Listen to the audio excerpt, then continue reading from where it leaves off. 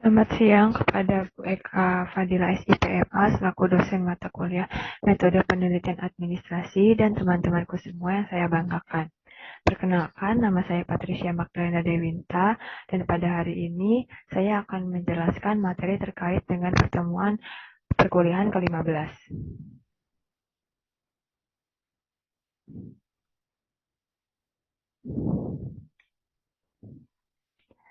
Materi pertemuan ke-15 itu ada 6 subbab. Yang pertama, paradigma penelitian. Yang kedua, paradigma post-positivisme. Yang ketiga, konstruktivism, interpretivism. Yang keempat, critical ideological. Yang kelima, teknik pengumpulan data. Dan yang keenam, teknik analisis data. Yang pertama, saya akan menjelaskan tentang paradigma penelitian.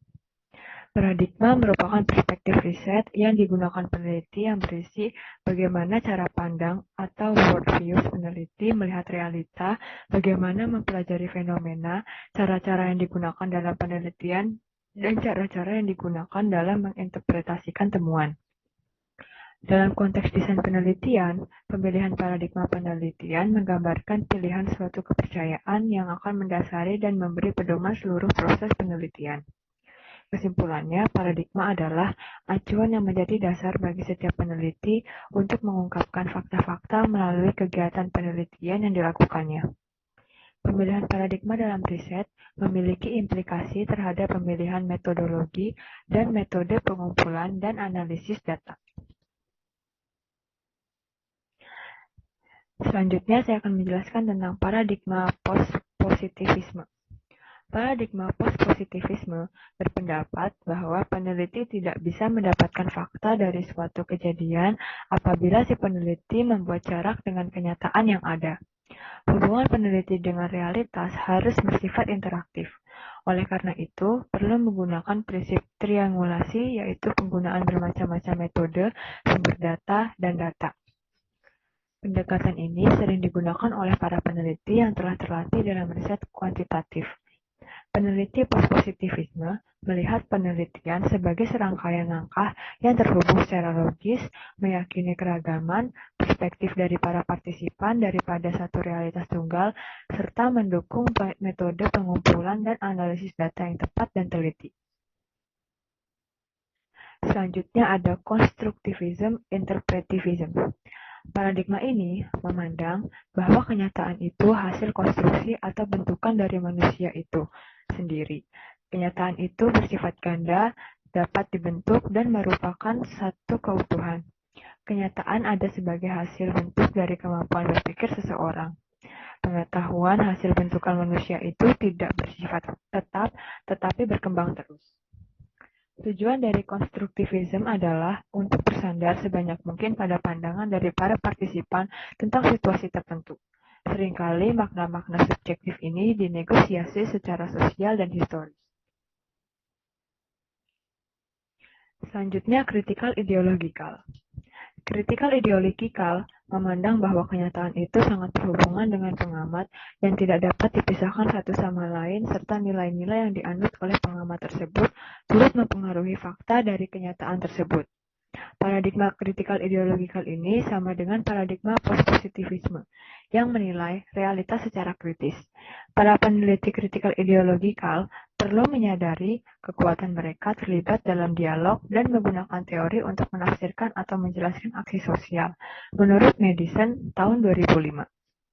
Dalam praktik penelitian, critical ideological dapat ditelusuri melalui berbagai bentuk konfigurasi metodologi yang dianutnya.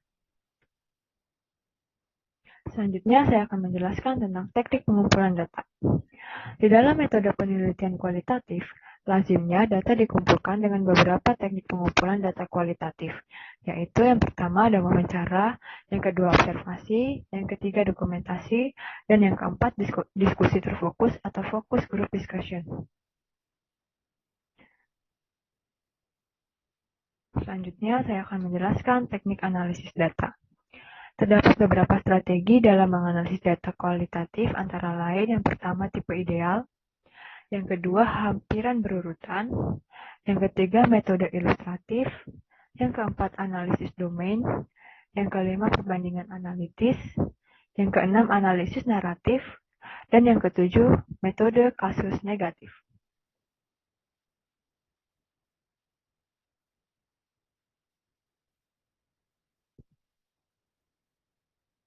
Selanjutnya, saya akan menjelaskan terkait dengan proposal penelitian saya yang saya ambil, yaitu yang berjudul Inovasi Aplikasi Tunjuk Sakti dalam Mewujudkan Peningkatan Kualitas Pelayanan Administrasi Kependudukan di Kabupaten Wonogiri, Jawa Tengah.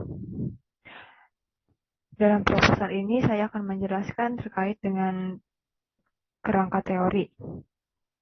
Kerangka teori yang saya ambil ada 4. Yang pertama, inovasi. Inovasi berasal dari bahasa Inggris innovation yang memiliki arti pembaharuan atau perubahan. Dalam hal ini, pembaharuan yang dimaksud adalah menggunakan ide atau hal yang sudah ada tetapi dimodifikasi dengan kemampuan atau gaya kita, sehingga berbeda dengan ide atau hal yang sudah ada. Sedangkan dalam Kamus Besar Bahasa Indonesia, inovasi adalah penemuan baru yang berbeda dari yang sudah ada atau yang sudah dikenal sebelumnya. Penemuan itu bisa berupa gagasan, metode, atau alat.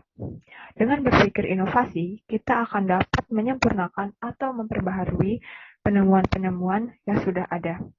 Penemuan-penemuan yang diperbaharui harus diikuti dengan perkembangan zaman, karena jika tidak mengikuti perkembangan zaman, akan dianggap kuno. Beberapa ahli tidak sama dalam mengartikan tentang inovasi. Menurut pendapat Rogers dalam LAN tahun 2007, mendefinisikan inovasi merupakan ide ataupun praktik baru oleh seseorang. Menurut Damanpour dalam Suwarno, memandang inovasi bisa dalam bentuk barang ataupun jasa, pembaharuan teknologi, maupun pembaharuan struktur dan tatanan baru dalam organisasi. Selanjutnya, saya akan menjelaskan terkait dengan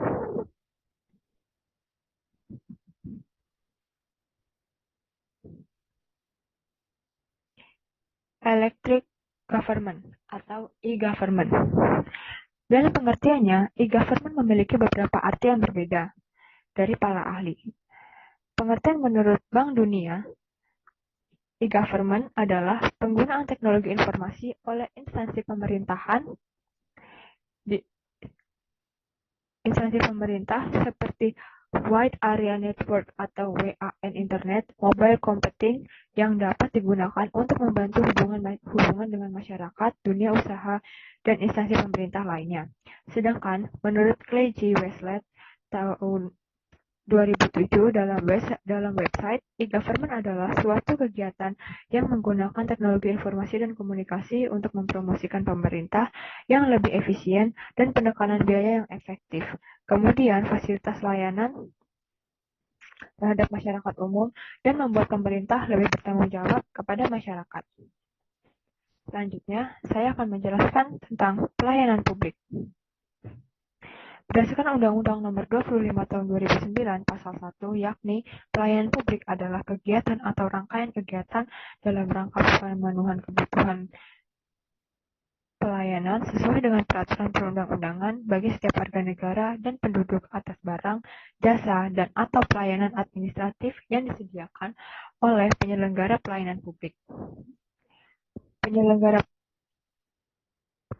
pelayanan publik yang selanjutnya disebut penyelenggara adalah setiap institusi penyelenggara negara, korporasi, lembaga independen yang dibentuk berdasarkan undang-undang untuk kegiatan pelayanan publik dan badan hukum lain yang dibentuk semata-mata untuk kegiatan pelayanan publik.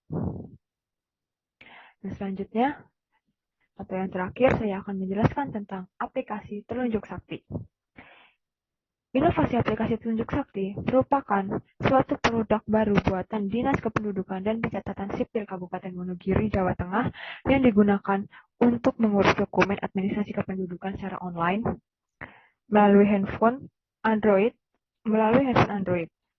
Selain itu juga disediakan loket online di desa atau kelurahan, kecamatan, fasilitas kesehatan, dan di Dinas Kependudukan dan Pencatatan Sipil, di mana loket-loket tersebut telah terintegrasi pada satu basis data. Dalam menyebarkan informasi mengenai aplikasi Telunjuk Sakti, Dinas Kependudukan dan Pencatatan Sipil Kabupaten Wonogiri melakukan penyebaran informasi dengan beberapa cara, baik itu sosialisasi secara langsung di desa dan kecamatan, dan melalui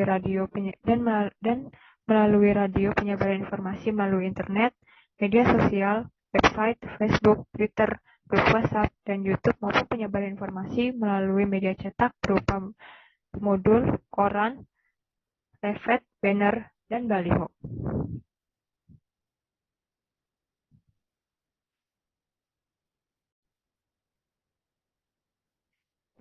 Sekian penjelasan dari saya mengenai materi pertemuan perkuliahan ke-15 serta penjelasan terkait dengan bab 2 terutama